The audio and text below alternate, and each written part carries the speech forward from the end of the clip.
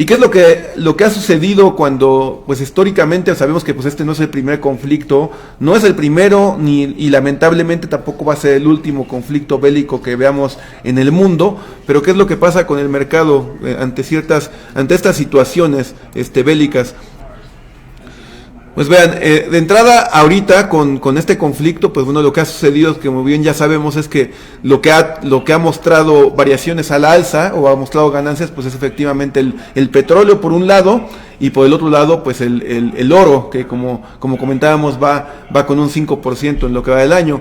Y por el otro lado, pues los mercados financieros, tanto en Rusia como en Estados Unidos, pues han mostrado caídas.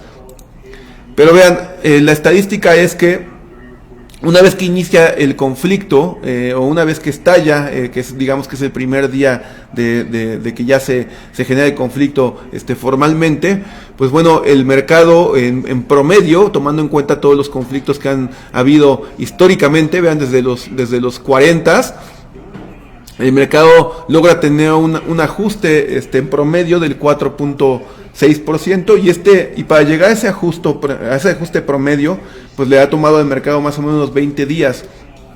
Sin embargo, se ha recuperado en todas las ocasiones y en promedio ha sido 43 días. Entonces, más o menos 20 días en que toque mínimos y más o menos 43 días, es decir, poco más de un mes y medio, para que se recupere al 100%. Entonces, es muy normal que, pues número uno, es muy cíclico que se den este tipo de conflictos. Y número dos, aún a pesar de la volatilidad que se genera en estos episodios, pues bueno, históricamente y estadísticamente, el mercado no termina con pérdidas en términos anuales. Vean, este cuadro es muy importante porque, vean, tenemos acá diferentes conflictos y acá tenemos como un promedio, pero vean, por ejemplo, de 1926 al 2013, las empresas más grandes, las empresas de grande capitalización, en promedio, en ese periodo del 26 al 2013, tuvieron un retorno promedio anual del 10%, es decir, tuvieron un promedio positivo. Sin embargo, la volatilidad interanual pues llegó al 19%, es decir, básicamente duplicando el rendimiento final o el rendimiento promedio que tuvieron cada año.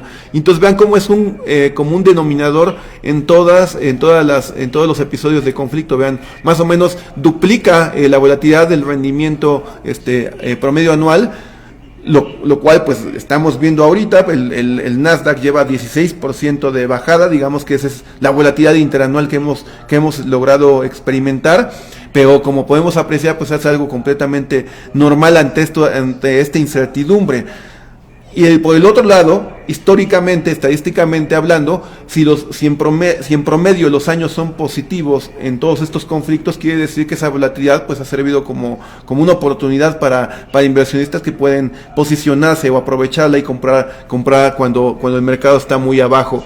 Vean como incluso en la Segunda Guerra Mundial, ahí el desempeño fue todavía mejor. Vean, generó un promedio del 17%, casi el 16.9% de rentabilidad promedio anual, con una volatilidad promedio interanual de casi el 14%. Entonces es una volatilidad más o menos similar a la que tenemos ahorita, que es del 15% aproximadamente, y con un retorno promedio al año del 17%. Entonces aquí se explica esa oportunidad que muchas veces pues viene acompañada de la volatilidad. Y vean cómo independientemente del conflicto que se haya dado históricamente, pues vean, siempre ha sido la mejor opción, pues está invertido en las acciones de larga o de gran capitalización. Vea cómo han tenido un desempeño, tanto las de grande capitalización como las de pequeña, han tenido un desempeño pues superior a los activos, digamos, refugio, o los activos defensivos. Por ejemplo, vean, pues todo esto de los bonos, miren los bonos a largo plazo, por ejemplo, en la Segunda Guerra Mundial tuvieron un promedio de retorno del 3.2%, y también con volatilidad. O sea, esto también es importante mencionarlo, porque mucha gente piensa que la renta fija no tiene volatilidad. Todos los activos financieros tienen volatilidad, y es por la razón es por la que pues los movimientos de los bonos pues están completamente o indirectamente correlacionados con el movimiento de sus yields, y los bonos al valuarse todos los días pues también puedes tener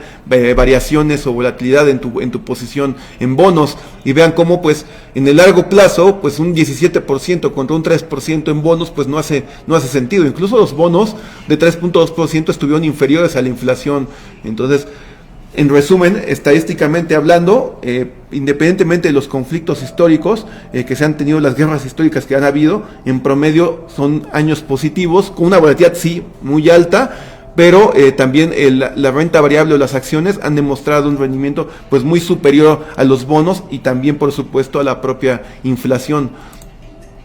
Y este es un ejemplo, por ejemplo, de la guerra del Pacífico. Pues bueno, aquí está volatilidad hasta el 20% y después se recuperó básicamente en un par de meses después un 30%, recuperó el 100% de la bajada que tuvo. Y vean, por ejemplo, los ataques del 11 de septiembre en las Torres Gemelas de Estados Unidos. El mercado pues venía cayendo, se logró desplomar pues cerca de un 4% cuando se dio este lamentable acontecimiento. Y vean cómo en el caso del Dow Transportes llegó a ajustar el 24%, fue en ese caso el peor, pues evidentemente imagínense, el Dow Transportes tiene aerolíneas, entonces imagínense cómo tumbaron a las aerolíneas cuando fue el ataque con los aviones. Y vean, el Nasdaq lo llegaron a tumbar cerca del 17%, esa fue la máxima caída que tuvo. En el caso del S&P 500 llegó a caer el 12%, pero acá lo que hay que destacar es que cuánto tiempo tardó el mercado en recuperar el 100%, básicamente un mes. O sea, vean, del 11 de septiembre a básicamente el 15 de octubre ya estaba completamente recuperado. O sea, no se acaba en ninguno de los conflictos que han habido, aún en la Segunda Guerra Mundial, que pues evidentemente es lo peor que hemos visto en años recientes. En ningún tiempo ha resultado que el mercado se siga desplomando o se caiga más de lo que va anticipando. O sea, debemos de acostumbrarnos a que el mercado descuenta los acontecimientos futuros, y muchas veces cuando ya se materializan esos acontecimientos, pues el mercado ya lo había descontado en sus precios y empieza a rebotar. Entonces, posiblemente, si es que se llega a dar este conflicto, o se materializa este conflicto de que invade Rusia, Ucrania, que esperemos que no sea así, pero si es que llega a darse ese caso, posiblemente el mercado ya haya descontado gran parte de ese efecto y pues ya empiece a recuperarse, que como vemos en promedio un mes es lo que le ha tomado históricamente recuperarse al 100%.